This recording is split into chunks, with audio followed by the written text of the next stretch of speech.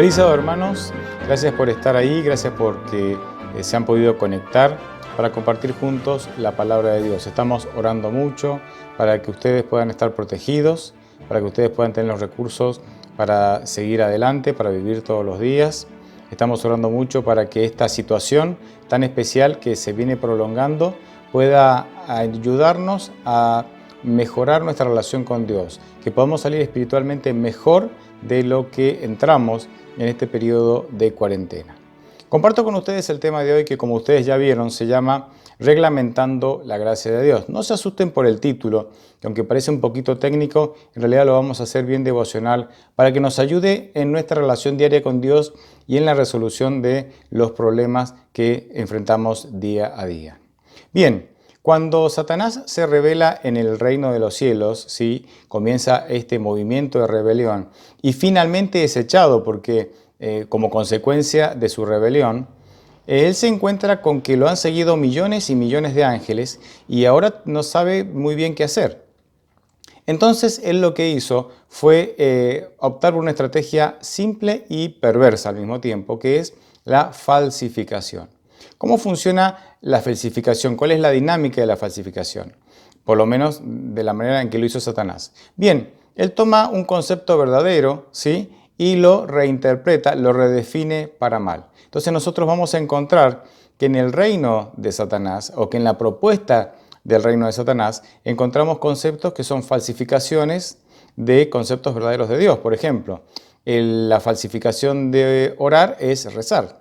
Es decir, el orar es abrirle el corazón a Dios, como si estuviéramos charlando con un amigo, y rezar, ¿qué es? Recitar, repetir de memoria una serie de rezos o frases o poesías o cierto contenido que es vacío en sí mismo, porque en realidad en el repetir yo no estoy abriendo mi corazón a Dios.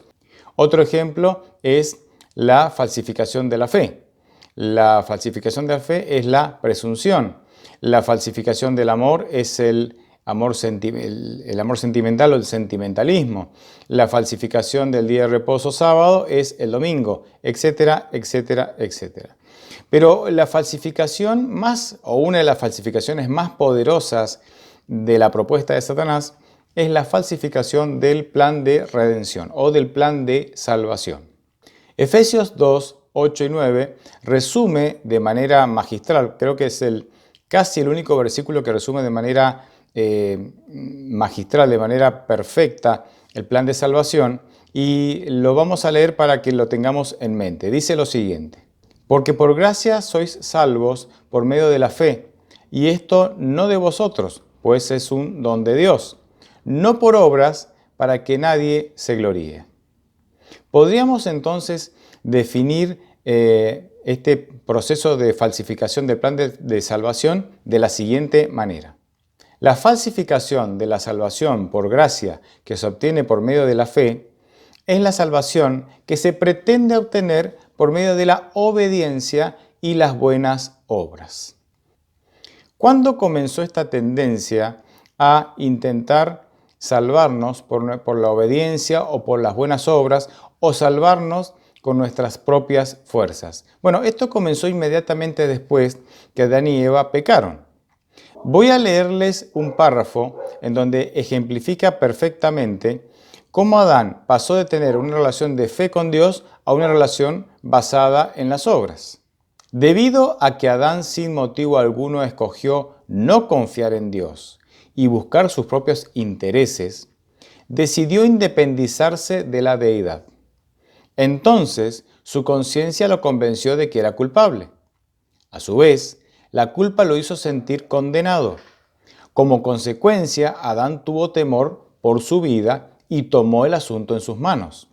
Con el principio de autopreservación establecido con fuerza en su mente, Adán se propuso salvarse a sí mismo, corrió, se escondió y cosieron para ellos mismos ropas con hojas de higuera. Inmediatamente después del pecado, se manifiesta la gracia de Dios en el diálogo que Dios tiene con la serpiente. Esto lo encontramos en Génesis 3, versículo 15. Yo pondré enemistad entre la mujer y tú, y entre su descendencia y tu descendencia. Ella te herirá en la cabeza y tú le herirás en el talón. Hay algunos puntos sobresalientes en este texto que quiero mencionarlos. En primer lugar, al primero que Dios comunica el plan de salvación es a la serpiente. Génesis 3:15 que acabamos de leer es lo que algunos llaman el protoevangelio, es decir, es la primera propuesta del evangelio que se encuentra en la Biblia. Y es interesante que al primero que Dios le comunica la idea del evangelio, el concepto del evangelio, es a la serpiente, es decir, a Satanás, en el diálogo que él tiene con Satanás. ¿Por qué es al primero al cual Dios se lo comunica? Porque Satanás, al enterarse de esto, inmediatamente después que hizo caer a Adán y Eva en pecado, el festejo, la alegría de haber hecho caer a la humanidad, le iba a durar muy poco. En segundo lugar, otro aspecto interesante que encontramos aquí es que la gracia de Dios se manifiesta asegurando que el mal sería erradicado mediante una batalla, mediante una pelea. Aquí vemos la serpiente atacando a la mujer y la mujer aplastando la cabeza de la serpiente.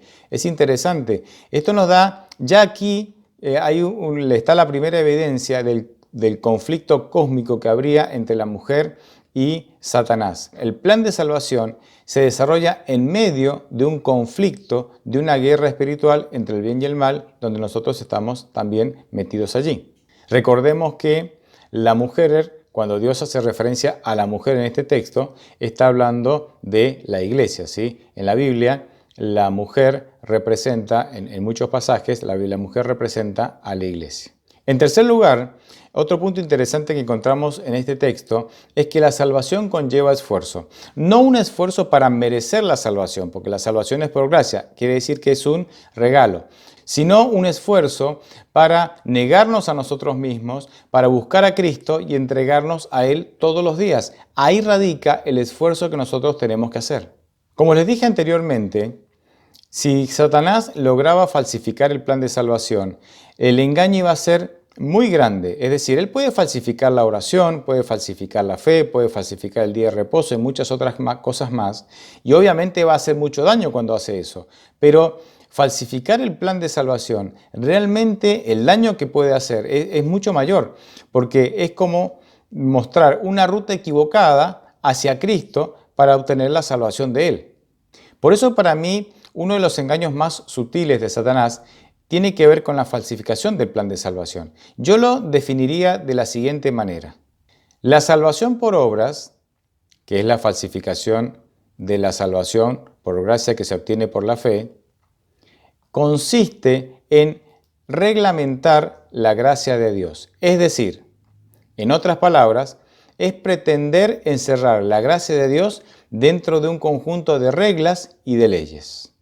Voy a dar dos ejemplos en cuanto a dos términos que nosotros confundimos con mucha facilidad, que el mundo utiliza mucho y que nosotros a veces cometemos el error de integrarlos a los conceptos bíblicos de salvación y eso genera una gran confusión en nosotros. Los términos son responsabilidad y expectativas. Tenemos la severa tendencia de confundir responsabilidad con responder. Y entonces aquí quiero mencionar una pregunta o lanzar una pregunta para que podamos entender la diferencia entre ambas. ¿Dios nos llama a ser responsables ante Él o solo nos llama a responder a su llamado? En realidad, Dios solo desea que nosotros respondamos a su llamado. Él nos llama y nos regala la salvación. Vimos que la salvación es por gracia. Él nos hace un llamado, una invitación. Y Él espera que nosotros respondamos a ese llamado. Pero ni siquiera en eso estamos solos. Porque Filipenses 2:13 dice lo siguiente: porque Dios es el que produce en ustedes lo mismo el querer como el hacer por su buena voluntad. ¿Qué quiere decir este texto? Que Dios genera en mí el querer, es decir, pone en mí el deseo de tomar una decisión en favor de Él, y pone en mí el hacer, es decir, la capacidad de poder ejecutar esa decisión en mi vida. Es decir, nosotros solo tenemos que responder al llamado de Dios, porque la salvación es por gracia, es un regalo, pero solamente lo podemos obtener si la aceptamos, ¿sí? Si respondemos al llamado, si respondemos a la invitación, si respondemos positivamente a la invitación. Bien, ahora, ni siquiera en esa decisión que tenemos que tomar para decirle que sí a Dios, sí acepto tu llamado, ni siquiera en eso estoy solo, porque Filipenses 2:13 dice que Dios hasta incluso me ayuda a tomar esa decisión. Esto revela la tremenda misericordia que Dios tiene con nosotros. Él sabe que somos muy débiles y Él quiere ayudarnos en todo, incluso en la toma de decisiones más sencillas. Por eso, básicamente, la salvación y la vida cristiana se resume en decisiones. Porque Satanás puede obligarte a través de las circunstancias a que tomes decisiones equivocadas para que te alejes de Dios. Pero Él nunca puede tomar esa decisión por vos. Por eso en la historia del cristianismo vemos que Satanás, a través de gobiernos y a través de circunstancias difíciles, a través de la pobreza, del dolor, de la enfermedad, de muchas maneras, él intentó doblegar la voluntad humana, doblegar la capacidad humana de tomar la decisión. Pero las personas que se mantuvieron firmes decidiendo por Dios, aún aún enfrentando la muerte, Satanás no puede obligarte a que tomes una mala decisión. Puede ponerte circunstancias difíciles, pero si te mantenés firme en la decisión correcta, siempre estaremos del lado de Dios. Por eso Jesucristo mismo dijo, el que persevera hasta el fin será salvo. ¿Por qué es peligroso o conlleva o encierra cierto peligro confundir responder con responsabilidad? Porque los fariseos cayeron en esta trampa. Cuando los fariseos creyeron que la relación con Dios tenía que ver con ser responsables en cumplir las ordenanzas de Dios, ellos cayeron finalmente en una salvación por obras. Claro que cuando uno ama a Dios, desea ser responsable, desea comportarse de manera responsable, porque eso le agrada a Dios. Pero la base de nuestra relación con Dios no es en lo que nosotros podamos hacer responsablemente para Él. La base de nuestra relación con Dios es sencillamente responder a su invitación, a su llamado, para aceptar la gracia, el regalo de la salvación que Él nos ofrece día a día. Por eso, creer que nuestra relación con Dios está basada en sencillamente una serie de responsabilidades a cumplir para agradar a Dios es una forma sutil de salvación por obras. Los fariseos, como les dije recién, cayeron en esta trampa y cuando Cristo vino y manifestó la gracia, ¿sí? Nos contó cómo era Dios, que Dios era extremadamente misericordioso y lleno de gracia y deseoso de compartir esa gracia con nosotros, no lo entendieron. No lo entendieron porque ellos pensaban que la salvación tenía que ver con cumplir, con ser responsables en cumplir una cantidad de normas, leyes, reglamentos y que de esa manera se podía sostener una relación con Dios. Nada más lejano de realidad. Gracias a Jesucristo hoy entendemos que nuestra tarea es responder a su llamado. La segunda palabra que nosotros tendemos a confundir es expectativas con esperar. Y déjenme que se los explique con un ejemplo. Usemos el ejemplo de la amistad. Supongamos que vos y yo somos amigos, ¿sí? ¿Me aceptás como amigo un ratito? Gracias. Vos y yo somos amigos. Si nuestra amistad está basada en el esperar, ¿qué significa esto? Nosotros, cada uno lleva su vida, tenemos nuestro trabajo, nuestra familia, y nosotros esperamos el momento para poder reunirnos, en algún momento, el fin de semana, reunirnos, y una vez que nos reunimos, disfrutamos lo que compartimos. Charlamos, nos reímos, nos contamos las cosas, los problemas, las intimidades.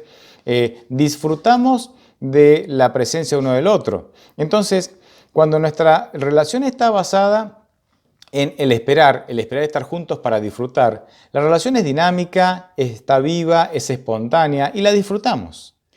Pero, ¿qué sucede si yo reemplazo el concepto de esperar por expectativas? Cuando yo en lugar de esperar reunirme con mi amigo, con vos que sos mi amigo, para disfrutar, yo tengo expectativas de vos, entonces la ley ha entrado en nuestra amistad. Ahora yo voy a esperar que vos cumplas con las expectativas para que esta amistad perdure. Porque si vos no cumplís con las expectativas, entonces, no, algo anda mal. Esta amistad así no puede funcionar. Es entonces cuando la relación deja de ser espontánea y se vuelve semirrígida, llena de reglas, porque las expectativas de alguna manera colocan reglas, ¿sí?, en la relación, y llena también de requisitos.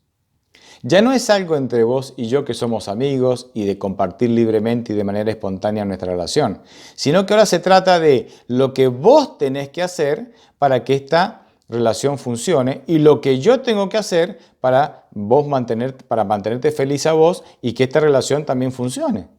Entonces, si vos no cumplís con las expectativas o si yo no cumplo con tus expectativas, esta relación no puede funcionar más. Esta amistad se terminó aquí. Déjenme dar un ejemplo aún más práctico todavía. Supongamos que yo tengo problemas económicos y vos sos mi amigo. Habíamos quedado en que vos eras mi amigo. Entonces, si yo tengo una relación, una amistad con vos basada en expectativas y no solamente en esperar, yo voy, te cuento mis problemas económicos, pero mis expectativas son de que vos me digas, bueno, no te preocupes, yo te voy a prestar el dinero o te voy a regalar el dinero. Pero como vos no me prestás ni me regalás el dinero, entonces yo digo, ¿qué clase de amigo es este? Claro, no cumpliste con mis expectativas, entonces yo ahora ya no te considero más mi amigo, porque si fueses mi amigo hubieses actuado de esa manera. En cambio, si mi relación con vos tiene que ver con el esperar, yo te puedo contar mis problemas económicos sin pretender que vos me ayudes. Vos podrás o no ayudarme, querrás o no ayudarme, pero yo no te lo cuento con la expectativa de que vos me ayudes. Te lo cuento porque me hace bien contarlo, me hace bien compartirlo, me alivia y me hace bien saber que hay otras personas que se interesan en mis problemas, que van a orar por mis problemas, que me van a ayudar en la manera que pueden y si no pueden, está bien, porque no hay una expectativa, sencillamente es esperar encontrarnos para compartir. Por eso la responsabilidad y las expectativas son métodos de motivación falsos cuando se los utiliza en la iglesia, cuando se los utiliza en nuestra relación con Dios. Alguno puede pensar, bueno, pastor, pero finalmente el mundo se mueve con este asunto de ser responsables y con el asunto de las expectativas. Sí, y está bien. Y está bien que el mundo se mueva con estos dos conceptos como medios de motivación. Pero lo que no está bien es que traigamos esos conceptos, esas creencias mundanas, ¿sí?, seculares, y las querramos integrar en la iglesia. Las empresas o el mundo comercial muchas veces usa este asunto de la responsabilidad y las expectativas que ellos tienen para con los empleados como una manera de motivar. Sin embargo, la motivación está basada en la culpa, en la vergüenza y en el juicio. Y déjenme darles un ejemplo. Si yo trabajara en una empresa importante, voy a inventarme un nombre porque no quiero mencionar ninguna conocida. Vamos a decir que yo trabajo en la empresa de Alfajores Juancito. Espero que no haya ninguna empresa que se llame Alfajores Juancito, si no, perdónenme, no es la intención. Si yo trabajo en la empresa Alfajores Juancito, ¿sí?, la empresa tiene expectativas de mí. Él pretende que yo sea un buen empleado. Y mide si yo soy, la manera de medir si yo soy un buen empleado o no, es si yo soy responsable, entre otras cosas, ¿no? Si soy responsable. También honesto, hay otras variables, pero yo soy responsable. Entonces, fíjense lo que pasa. Si yo soy un empleado responsable y cumplo con creces las expectativas que la empresa tiene de mí, ¿sí? ¿Se entiende? Entonces la empresa lo que hace es premiarme. Entonces, ¿qué hace? Me pone una cucarda que dice Norberto González, el mejor empleado del mes. Pone un cartel en medio de la empresa ahí, donde todos los empleados lo vean con mi foto grande y yo sonriendo con esta cara linda que tengo. Y abajo dice, Norberto González es el mejor empleado del mes, para que todos lo sepan, ¿sí? Y además de eso, me premian, me dan un premio económico, ¿sí?, un aumento de sueldo, o me dan un premio, un dinero extra, o me dan unos boletos para las entradas para ver un partido de fútbol de mi equipo favorito, unas entradas al cine, o un voucher para comprar, no sé, lo que yo quiera. Entonces, lo que se genera en mi mente es, si yo soy responsable y si yo cumplo con las expectativas de la empresa, entonces recibo un premio, me valoran, dicen que soy el mejor y se lo cuentan al mundo. Cuando ellos me valoran, lo que hacen es generar en mí identidad con la empresa. Porque cuando alguien te valora, vos sentís cierto apego natural hacia esa persona o hacia esa entidad que te valora. Entonces, ahora, como ellos te valoraron todo el esfuerzo que vos haces, ¿sí? Y te premiaron, y el premio de alguna manera representa el valor que vos tenés para la empresa, entonces ahora vos te sentís identificado con esa entidad, con esa empresa. Entonces, cuando te dicen, ¿y vos a qué te dedicas? Ah, yo soy empleado, de ahí inflás el pecho, ¿no? Y con orgullo decís, yo soy empleado de Alfajores Juancito. Claro, te sentís orgulloso, te sentís identificado con esa empresa, porque esa empresa ha valorado, te ha dicho, te ha demostrado que vos sos valioso. Ahora, esto funciona muy bien a nivel empresarial e incluso puede ser válido a nivel empresarial. Yo no cuestiono que esto esté mal o esté bien. El problema es cuando yo tomo estos conceptos y los quiero meter en la iglesia. Y déjenme darles otra vez el mismo ejemplo. Supongamos que yo, como les dije recién, porque fui responsable y cumplí con las expectativas de la empresa, fui el empleado del mes. ¿Sí? Perfecto. Pero al mes siguiente, por agotamiento, porque tuve una enfermedad, porque falleció un ser querido, porque tengo problemas matrimoniales, porque tengo problemas con mis hijos o con mi familia, porque tengo problemas en el barrio donde vivo, con mis vecinos. El problema que ustedes quieran, por un problema de salud, el problema que ustedes quieran, yo bajo el rendimiento. Ya no puedo ser tan responsable como quería, ya no cumplo con las expectativas de la empresa. Entonces la empresa deja de darme manifestaciones de valor. Ya no me premia, ya no me felicita, ya no me pone en un pedestal, no me exalta por sobre el resto de los empleados. Y si esta condición que yo estoy viviendo, por una enfermedad o por lo que sea, se mantiene en el tiempo, la empresa incluso puede decir, mira, ya no te necesitamos, podés irte a tu casa, no queremos más tus servicios y te puede echar. ¿Se dan cuenta cuál es el peligro de introducir estos conceptos motivacionales que se usan en las empresas o en el mundo, en la iglesia? Cuando yo tengo la idea de que mi relación con Dios tiene que ver con que yo tengo que ser responsable con los requisitos del reino de Dios y tengo que cumplir con las expectativas de Dios, entonces cada vez que yo me equivoco y que peque, me equivoco y me voy a equivocar y voy a pecar porque mi naturaleza es pecaminosa. Todos los días me equivoco y peco. Cada vez que yo me equivoco, estoy pensando, Dios me va a descartar, Dios no me va a perdonar, Dios me va a echar, Dios está triste conmigo, Dios no me ama. Y cada vez que con ese pensamiento en mente, cada vez que me pase algo desagradable, que voy a pensar, Dios me está castigando. Y claro, ¿por qué me está castigando? Y porque yo no cumplí con las expectativas, porque no he sido lo suficientemente responsable. Este concepto totalmente torcido de Dios, este concepto que es una total herejía, eran los principios de la religión en tiempos de Cristo. Los fariseos creían, y realmente creían, que la pobreza y que los problemas que a la gente sufría eran fruto del pecado, eran porque no habían logrado cumplir con los requisitos de la ley. Por eso los fariseos eran tan meticulosos en el cumplimiento de las formas, en el cumplimiento de los reglamentos, de las leyes, de las tradiciones, porque ellos creían que de esa manera uno podía tener una relación sana con Dios, porque ellos creían que esa era la manera de poder agradar a Dios. Entonces se ensañaban con, Jesucristo lo dijo, ustedes, dice, diezman el eneldo, la menta y el comino, pero se pierden lo mejor que es que disfrutar de la misericordia de Dios. La realidad es que Dios no tiene expectativas con nosotros. Sí, yo sé que te puede sonar mal, pero la realidad es que Dios no tiene expectativas con nosotros. ¿Por qué? ¿Por qué me animo a decir esto? Bueno, lo dice la Biblia. Lo dice la Biblia. Pero antes de leer el pasaje bíblico, yo quiero que pienses un poquito.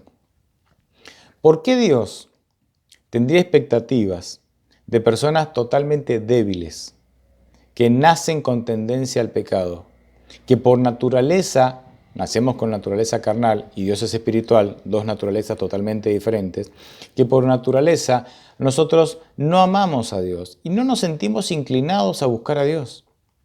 ¿Por qué Dios tendría expectativas de seres con esas características? Pero fíjate lo que dice la Biblia.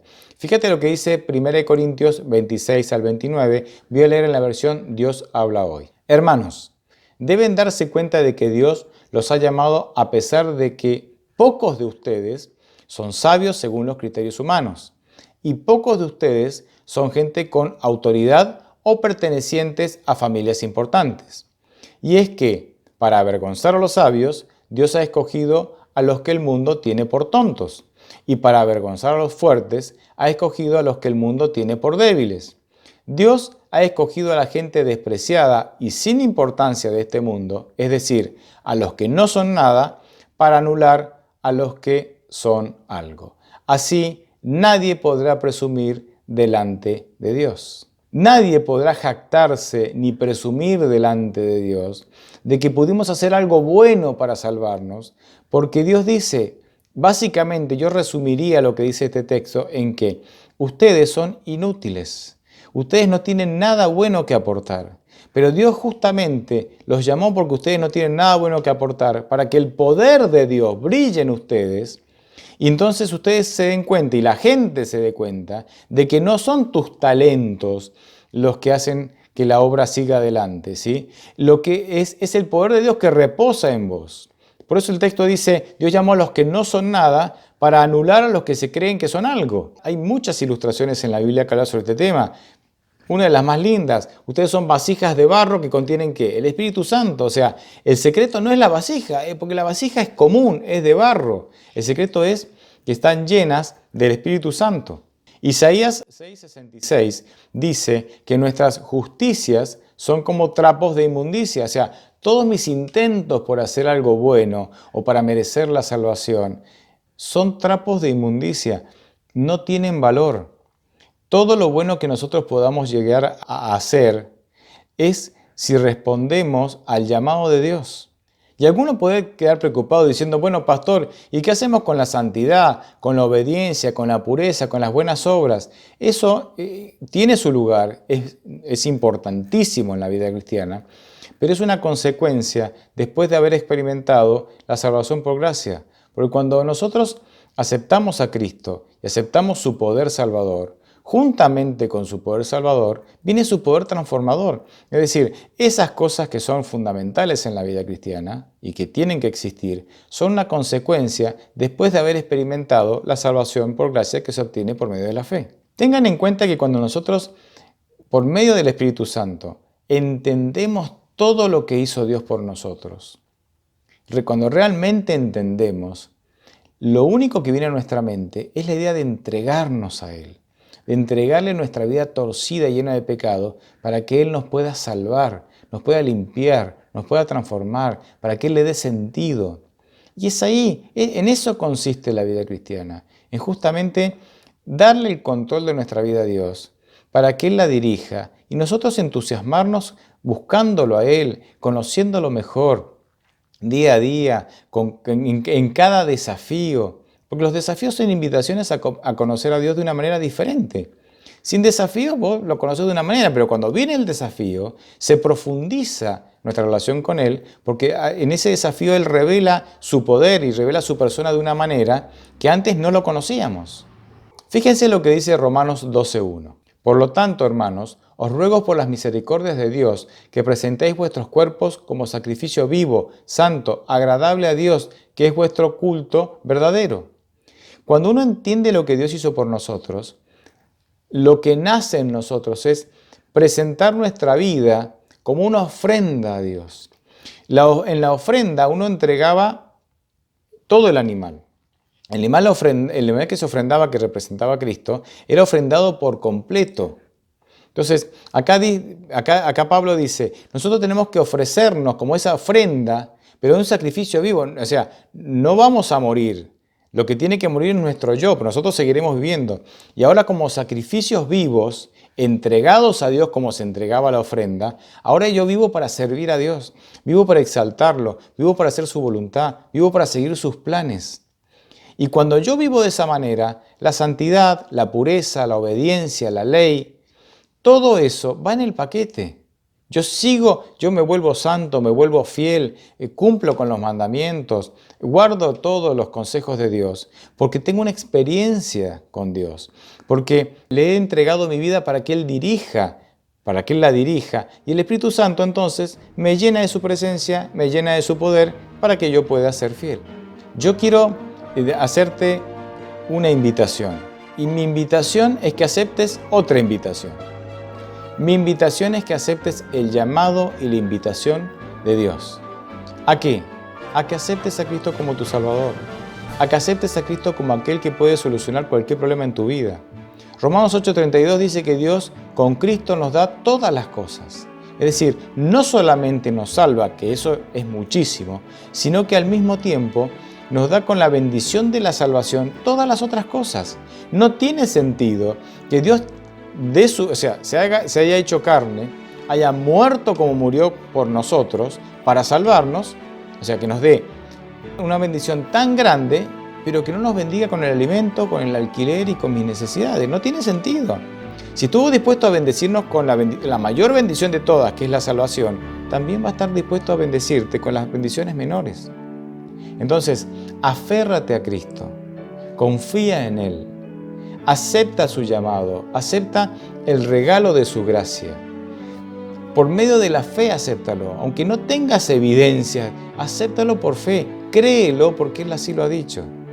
Cuando nosotros vivamos de esta manera, entregándole la vida a Dios, confiando en Él, pidiéndole que se haga cargo de nuestra vida va a cambiar. Nuestras angustias ya no llenarán nuestro corazón. Nuestras angustias no serán un protagonista en nuestra vida. Sí, los problemas estarán, los desafíos estarán, pero los vamos a encarar de otra manera, con otra actitud, sabiendo que no depende de mí, sabiendo que yo tengo que esperar en Dios. Una vez que respondimos a su llamado, ahora me toca esperar en Dios. Y Dios no te va a defraudar. Nunca lo hizo y nunca lo hará. Ojalá podamos vivir de esa manera. Ojalá esta sea tu experiencia y la mía. Que Dios te bendiga en este día.